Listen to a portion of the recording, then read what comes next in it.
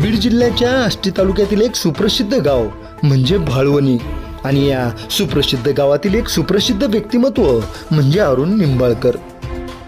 आपला गाव आणि आपले गावकरी यांच्यावर ते प्रचंड प्रेम करतात। शालेय जीवनापासूनच त्यांना सामाजिक कार्याची मोठी आवड आहे। निंबाळकर कुटुंबाचे या भागामध्ये मोठे नाव आहे। खरड्याच्या लढाईमध्ये त्यांचे पूर्वज शहीद झालेले आहेत।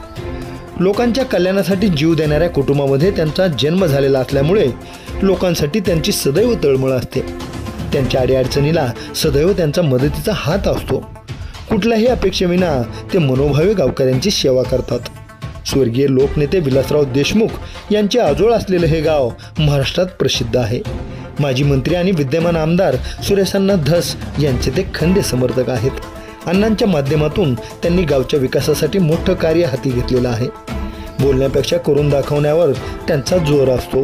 म्हणून अशा या सुप्रसिद्ध व्यक्तिमत्वाच्या अरुण निंबाळकर यांच्या सौभाग्यवतींना गावकऱ्यांनी सरपंच पदाची जबाबदारी दिलेली आहे आणि ती जबाबदारी अरुण निंबाळकर व त्यांच्या सौभाग्यवती सक्षमपणे पार पाडत आहेत।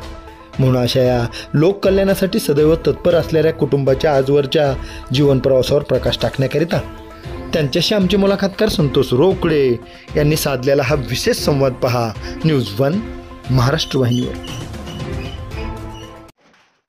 मी अरुण शिदोजीराव निंबाळकर, सरपंचपती भाळवणी।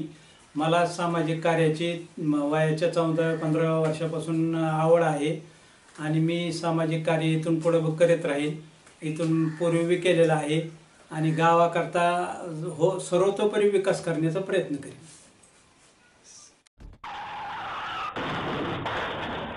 भाळवणी गावचे सरपंचपती अरुणजी निंबाळकर हे आज आपल्या समोर आहेत। अरुणजी, मुलाखतनामा या कार्यक्रमात तुमचं स्वागत।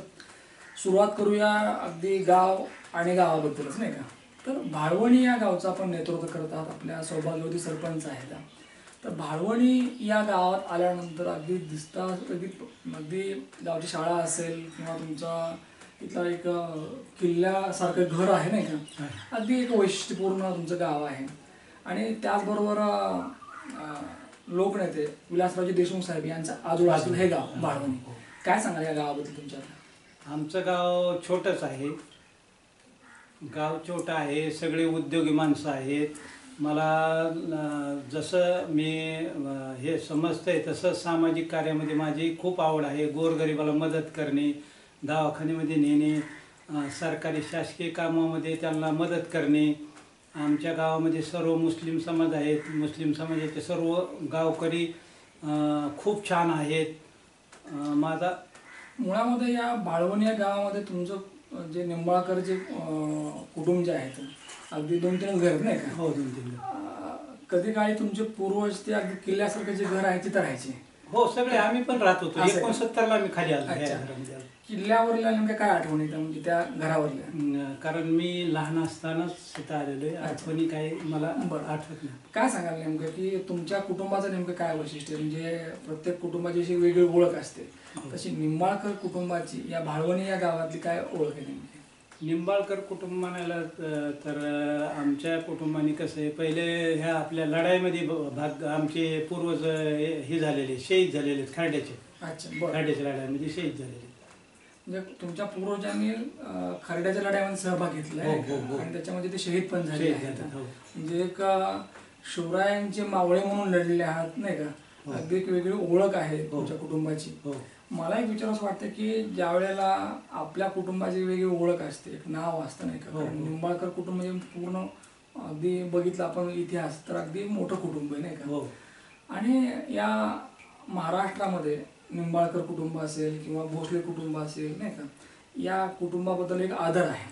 एक विचारावंसं वाटतं अरुणजी, राजकारणामध्ये आता आहात तुम्ही, तुमच्या सौभाग्यवती या ठिकाणी सरपंच आहे, पण सरपंच होण्या अगोदर काय नेमकं असं काम केलं की तुम्हाला इथल्या लोकांनी स्वीकारलं? मी प्रत्येकाच्या अडीअडचणीत उभा राहिलो आणि शेवटच्या टोकापर्यंत म्हणजे सामान्य माणसापर्यंत मी जाऊन त्याच्या अडीअडचणी विचारून, तुम्हाला पगाराची अडचण असेल तर पगार केलेले चालू केलेले आहेत, दवाखान्यात इतर ठिकाणी मदत केलेली, शासकीय कार्यालयात, पंचायत समिती, तहसील, इतर ठिकाणी तलाठ्याकडे मदत केलेली आहे लोकांना, गरिबांना। ज्या वेळेला निवडणूक लढण्याची वेळ आली त्यावेळेला निश्चितपणे लोकांनी तुम्हाला आग्रह केला असेल नाही का उभारा.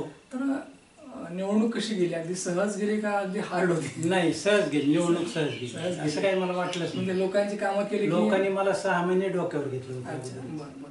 लोकांनी जो विश्वास दाखवला तुमच्या कुटुंबावर, तुमच्या स्वाभाविक सरपंच आहेत, तर त्यानुसार नेमकं आता काय सुरू आहे गावामध्ये? आता सध्या शाळेचं काम चालू आहे, वॉल कंपाऊंडचं, आणि काही काम आता मंजूर आहेत पण अजून केले नाहीत. विधान परिषदेचे विद्यमान आमदार सुरेश अण्णा धस आहेत, यांच्या माध्यमातून आपण काम करतो. तर अण्णांच्या माध्यमातून आणखी गावासाठी काय करायचे, काय नेमकी प्लॅनिंग आहे, कशा पद्धतीने काम करायचं? आता गावामध्ये भूमिगत गटर आहेत, रस्ते, इकडे दर्गाकडे जाण्याकरता पूल आहे. मग आता जे जे होईल ते. अरुणजी, राजकारणात येण्याची आवड ही तुमची वैयक्तिक होती का आणखी काय? म्हणजे काय, म्हणजे अगदी तुमचं शिक्षण किती झालं आहे? 12वी फेल आहे. 12वी फेल आहे. बरोबर. राजकारणात कशी आलात, म्हणजे काय, कोणी आणलं का? राजकारणात जनतेने आणलंय मला. त्याची हे नव्हती, आवड नव्हती. त्याची सुरुवात नेमकी कशी झाली होती, म्हणजे कुठून सुरुवात? म्हणजे सामाजिक कार्यातूनच झाली. अच्छा, म्हणजे कधी, किती वर्षापूर्वी? मला जसं म्हणजे मी 15-16 वर्षाचा झालो तेव्हापासून मला सामाजिक कार्यामध्ये रस होता. मी कुठेही कार्यक्रमाला मला लोक बोलायचे, आदर करायचे, लग्नाला, सुखादुःखामध्ये मी प्रत्येक ठिकाणी. एकूणच काय की तुम्ही या ठिकाणी स्वतः अगदी लोकांशी बांधला गेलात, लोकांच्या अडीअडचणी धावून गेलात. समाजसेवा आणखी काय करता नेमकी? म्हणजे आम्हाला बऱ्याच वेळेला दिसतं की समाजसेवा म्हणजे हल्ली काय की अगदी पोस्टरबाजी, बॅनरबाजी. नाही, बॅनरबाजी वगैरे तसं काहीच नाही. तुमची समाजसेवा कशी? निवडून आलो तरी पोस्टर लावलेलं नाही, मला ते पटत बी नाही. तुमची समाजसेवा कशी नेमकी, कुठल्या स्वरूपाची असते, काय करता नेमकी? निस्वार्थपणे सेवा असते माझी. कुणाची बी कुठेही जरी गेलो तरी माझा स्वार्थ नसतो. मी एखाद्याच्या घरी जरी लग्न कार्य जरी असलं तर मी जेवण सुद्धा घेत नाही, की कारण त्या गरीबाचं लग्न लावून आपण समाधान मनाने परत यायचं. तसं तर तुमच्या निंबाळकर घराण्याचा इतिहास फार वेगळा आहे. लोकांना द्यायचं नाही का, राष्ट्राची सेवा करणे नाही का. स्वराज्य उभारणीमध्ये अनेक घराणे पुढे होते, त्यात निंबाळकर घराणा सुद्धा आहे नाही का. आणि निश्चितपणे आपला घराणा काय आहे तर आपल्याला लोकांना द्यायचं आहे, लोकांची सेवा करायची, हे भान तुम्ही ठेवलं. आणि अगदी मागच्या अनेक वर्षापासून सामाजिक जीवनामध्ये सक्रिय आहात.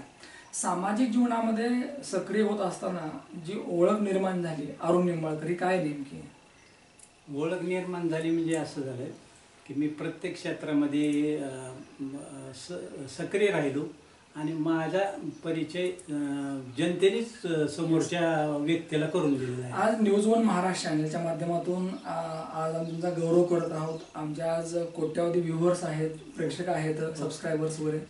तर आज या ऑन कॅमेरा आम्हाला मुद्दाम विचारावंच वाटते, काय वाटतं नेमकं आज तुमचं? आज तुम्ही आलात, माझी एवढी असतेनी विचारपूस केली, मी तुमच्या चॅनलचे खूप खूप आभार मानतो. अंतराचा विषय नसतो, विषय असतो चांगल्या व्यक्तीचा नाही का. तुम्ही चांगले आहात म्हणून इथपर्यंत यावं असं वाटतं. परत पुढच्या काळामध्ये आणखी 1.5 वर्ष झालं जवळपास नाही का, पुढच्या काळामध्ये भाळवणी या गावासाठी आणखी काय करायचं, म्हणजे काय आणखी प्लॅनिंग भरपूर आहेत. मी मीडिया समोर बोलत नाही, जे होईल ते करत राहणार. मी चांगलं करीत राहायचं. मी इलेक्शन मध्ये जरी उभा राहिलो, मी कुठल्याही व्यक्तीला मी असं करीन म्हणून आश्वासन दिलं, करत राहायचं फक्त जे येईल ते करत राहायचं. मला असं वाटतं की बोलके सुधारक होण्यापेक्षा करते सुधारक. बोलून काय नाही, जर झालं तर काय करता, जे होईल ते करत राहायचं. अरुणजी निंबाळकर म्हणजे हे बोलके सुधारक नाही, म्हणजे काहीतरी बोलायचं आणि पुढे चालायचं, तर ते करते सुधारक आहे. ते सांगतात की बोलण्यापेक्षा माणसानं करून दाखवावं आणि केल्यानंतर मग ना होतं. बरेचसे माणसं बोलतात तर नाही करत नाहीत नाही का, बोलायचीच बात आणि बोलायचीच कडे असते. अरुणजीला वाटतं की आपण बोलण्यापेक्षा मनामध्ये आपण संकल्प करायचा की आपलं हे करायचं आणि ते करून दाखवायचं. माननीय आमदार सुरेश अण्णा धस साहेब यांच्या माध्यमातून भाळवणी या गावासाठी जे काही आपल्याला पुढील काळामध्ये करायचं आहे, प्लॅनिंग केलेलं आहे, चांगलं काम करायचं आहे. सत्ता असेल अगर नसेल, परंतु सेवाभाव जो आहे, समाजसेवेचा जो भाव आहे, जी भावना आहे, ती कायम जपायची नाही का.